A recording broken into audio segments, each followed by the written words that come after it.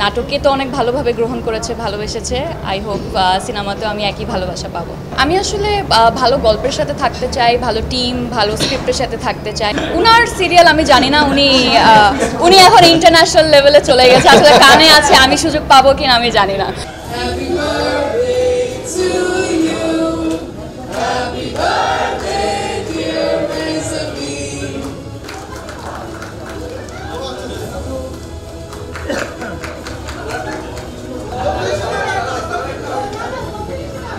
আরে রে এনটিভি রে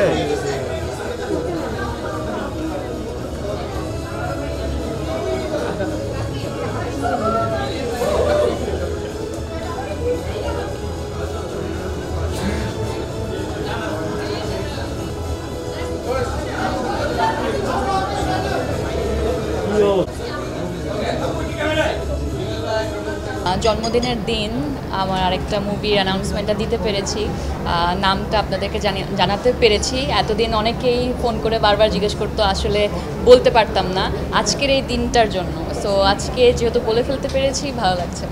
আচ্ছা, এবারে জন্মদিনে যেহেতু আপনার একটা সিনেমার ঘোষণা আসলো, একটা নতুন নাম জানলাম, এখন কি আপনাকে সবাই প্রিয় মালতী হিসাবে ডাকলে কি খুশি হবেন? অবশ্যই, অবশ্যই।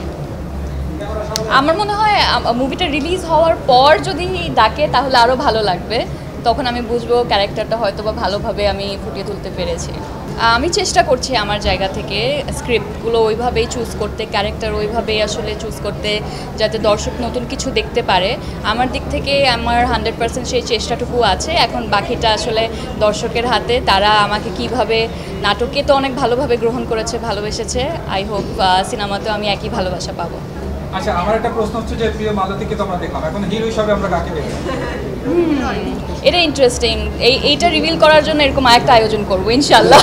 এটা কি নারী কেন্দ্রিক বা প্রিয় মালতীকে কেন্দ্র করেই করা, যেহেতু আপনার মূল ভূমিকা রয়েছে?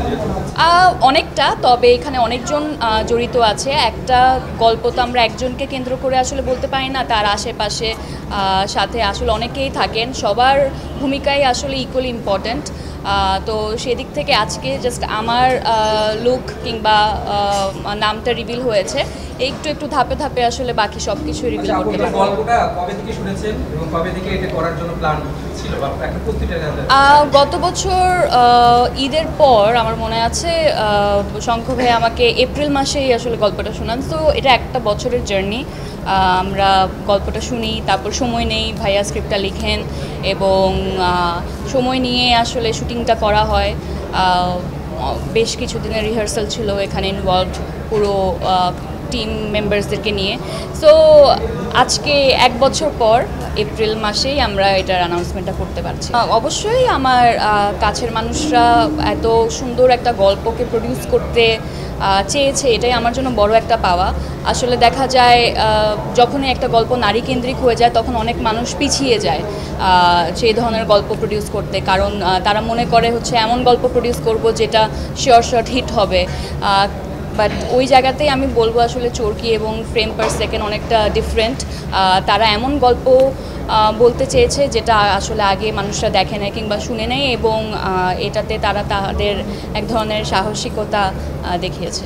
সব কিছু মিলিয়ে মনে হচ্ছিল এমনিতেই তো আসলে আমি চাইতাম হয়তোবা আমার জন্মদিনে আমার সব কাছের লোকজনকে দাওয়াত দিয়ে কিংবা তাদের সাথে আসলে দেখা করার একটা ইচ্ছে ছিল। তো তখন মনে হলো প্রোডাকশন টিম থেকে তারা বলছিল যে এই দিনটাকে আরও স্পেশাল আসলে কিভাবে করা যায়, আমরা কি আমাদের মুভির নামটা রিভিল করতে পারি কিনা। তো আমার কাছে আইডিয়াটা ভালো লেগেছে এবং তারা তো আমার থেকে আরও ভালো বুঝে মার্কেটিংয়ের ব্যাপারটা। সো আমার মনে হয় সব কিছু মিলিয়ে ইট ওয়াজ আ গুড ডিসিশন।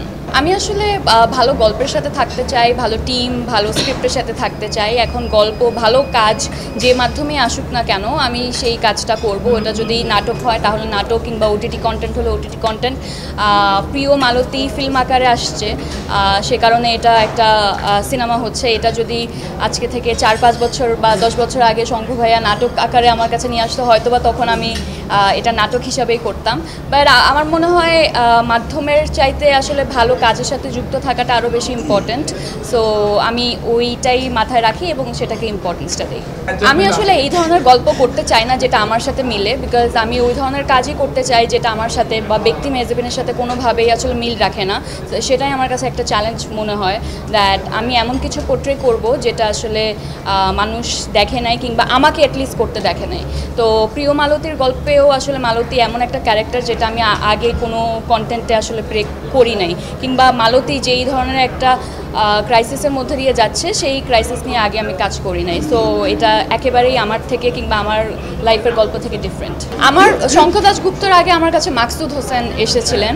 আমি সাবা নামের আরেকটা মুভিও করেছি, কোনটা আগে রিলিজ হবে এখনও বলতে পারছি না। তবে মাকসুদ ভাইয়ার পরে শঙ্খ ভাইয়া আসছেন, উনি গল্প নিয়ে আসছেন। উনি যখন গল্প নিয়ে আসবেন হয়তো বা করবো। উনি গল্প নিয়ে আসলে উনার সিরিয়াল আমি জানি না, উনি এখন ইন্টারন্যাশনাল লেভেলে চলে গেছে, আসলে কানে আছে, আমি সুযোগ পাবো কিনা আমি জানি না। বাট আমার আশা ভরসা এই দুই ভাই, দেখা যাক কি হয়।